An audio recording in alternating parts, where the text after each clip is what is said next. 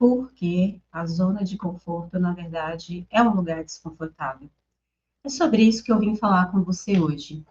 E eu já vou começar te dizendo que o problema, que o equívoco, pode estar no entendimento da palavra conforto, zona de conforto.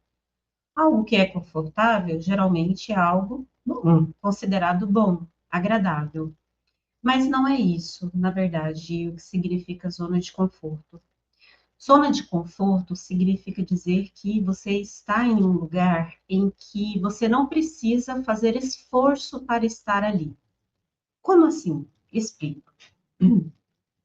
O nosso cérebro, ele não gosta daquilo que dá trabalho. O nosso cérebro, em geral, ele não gosta de mudanças, ele não gosta de alterações. O nosso cérebro gosta daquilo que já é conhecido, que já é dominado, que nós já aprendemos. E o nosso cérebro, ele não distingue o que é bom do que não é bom, o que é bom do que é ruim. Se você pratica uma boa ação, algo que é bom para você, como por exemplo fazer atividade física, o seu cérebro vai aprender aquilo, vai tornar um hábito e você passa a fazer aquilo de forma automática. A mesma coisa no caso de um comportamento que não é tão interessante para você, como por exemplo se alimentar mal. Então, se você acostuma o seu paladar com uma alimentação pobre do ponto de vista nutricional, o seu cérebro vai tender a sempre querer aquele tipo de alimentação. Ele vai estranhar, ele vai resistir se você tentar mudar os seus hábitos. Se você começar a querer fazer de forma regular, 3 refeições ao dia, pelo menos mais ou menos no mesmo horário, com a introdução de legumes, folhagens, etc. Acho que você já pegou a ideia, né? A mesma coisa se você, por exemplo, tem um vício. O vício também é aprendido. O seu cérebro vai se acostumando com aquele hábito, com aquela ação que você tem, seja ela qual for, seja fumar, seja beber, seja comer alguma coisa que não te faz bem, seja estar em relacionamentos que não são saudáveis para você, o nosso cérebro se acostuma.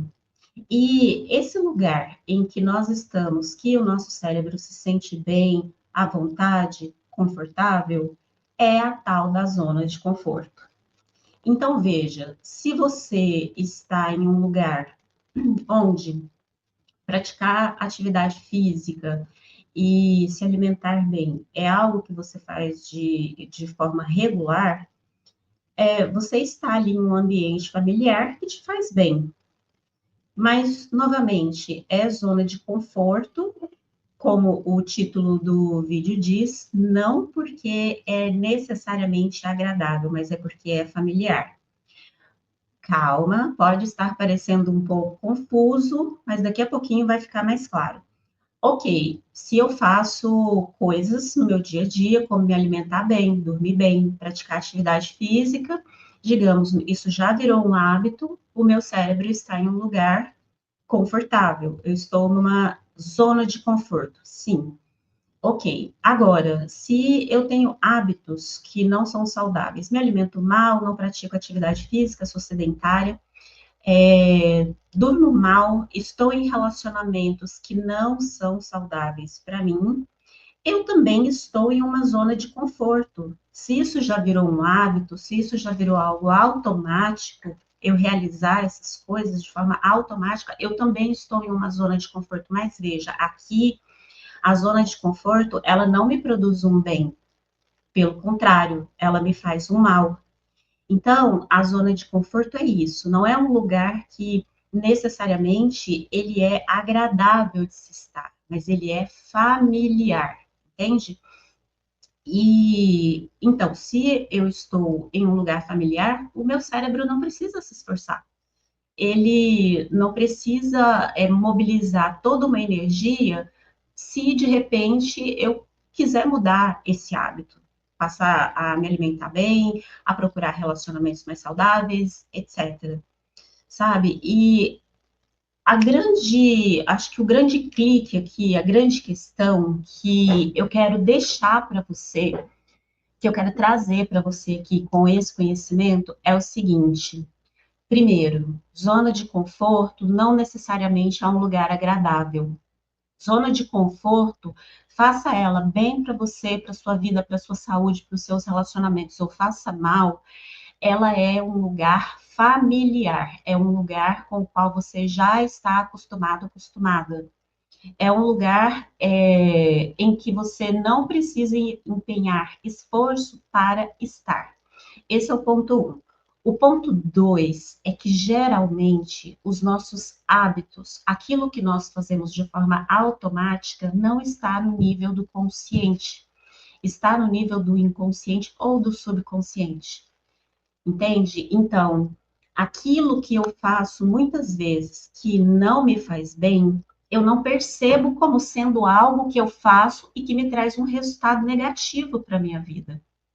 Talvez para você não seja tão difícil de identificar que você não está dormindo bem, que você não está com a saúde ok, porque você não pratica atividade física.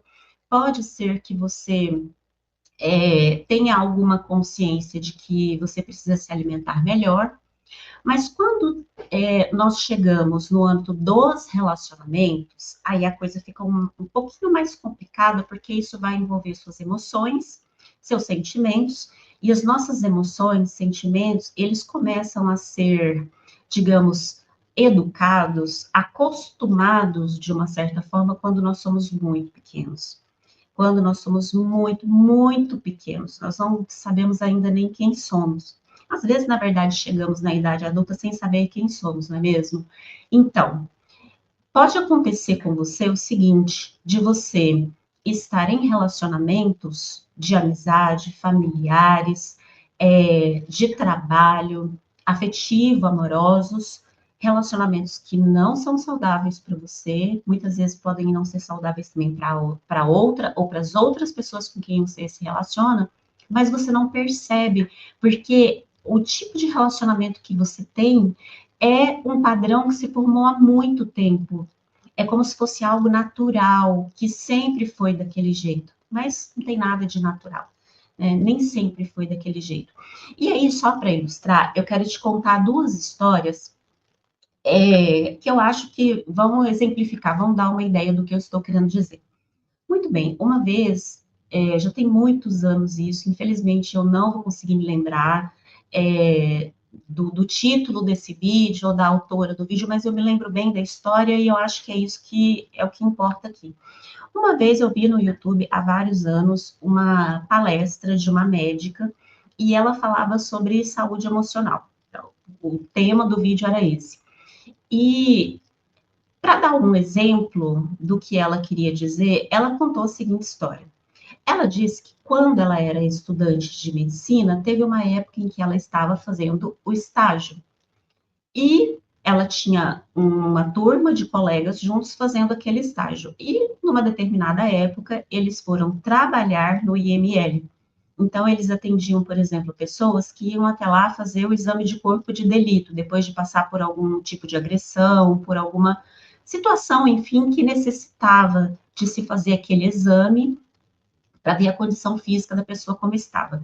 E eis que um dia chega uma mulher para esse grupo de estudantes, do qual essa médica fazia parte enquanto estudante, e essa mulher, ela apanhava do marido, o marido batia nela e ela se cansou daquilo e depois de uma última surra, ela decidiu fazer uma denúncia e como parte da denúncia, dos procedimentos ali legais, ela teve que fazer o exame de corpo de delito. Então, por isso, ela estava ali no IML para fazer...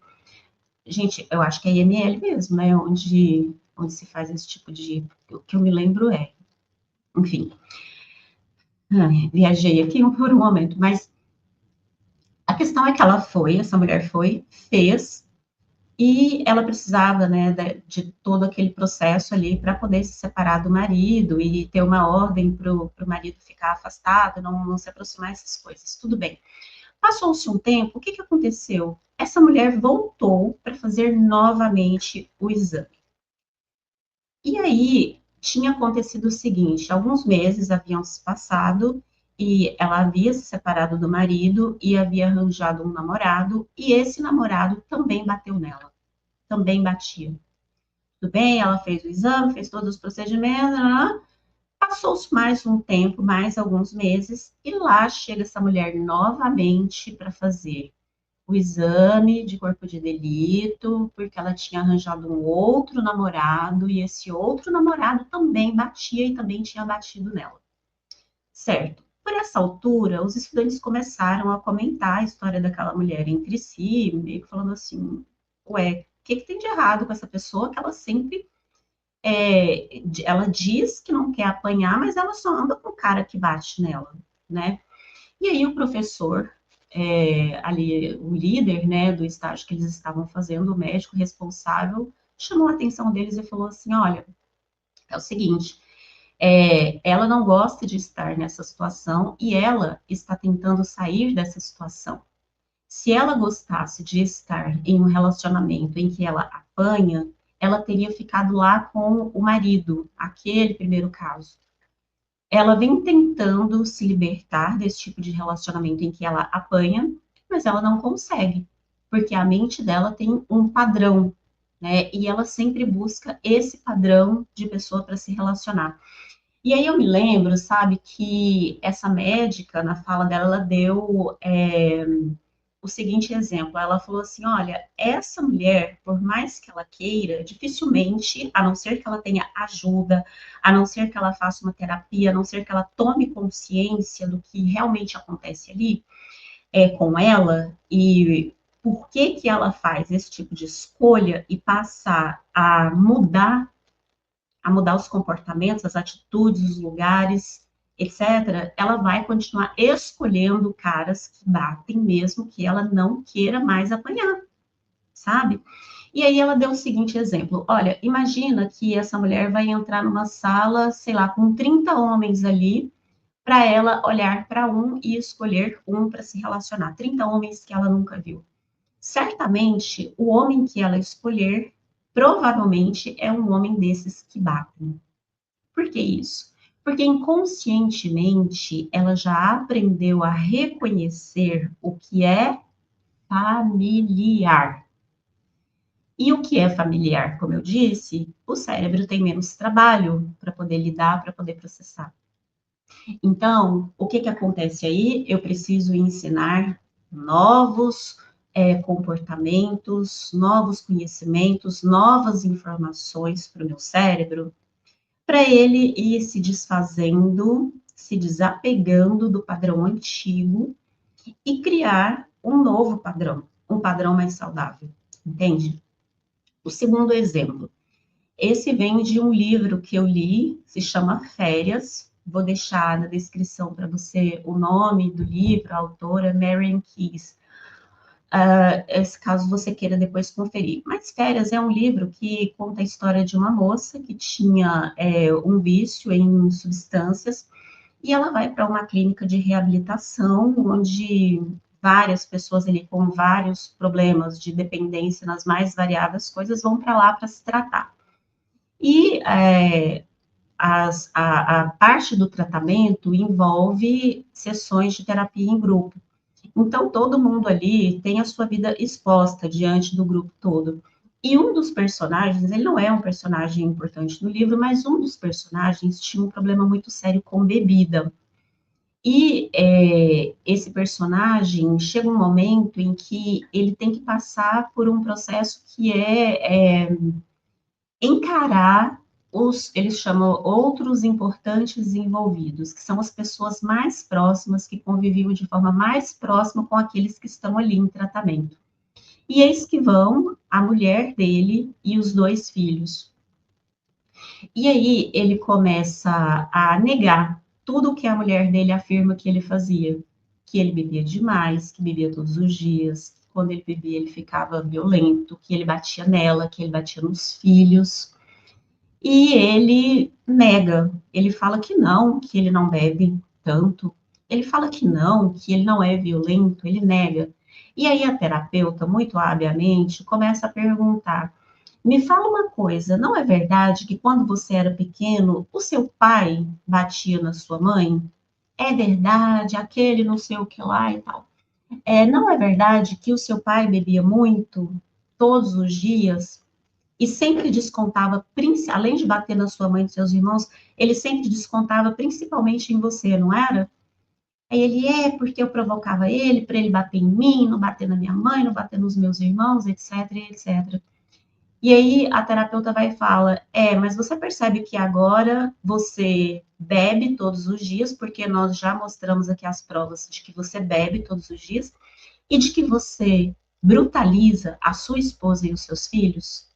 Você percebe que você está agindo agora como adulto exatamente como o seu pai agia quando você era criança?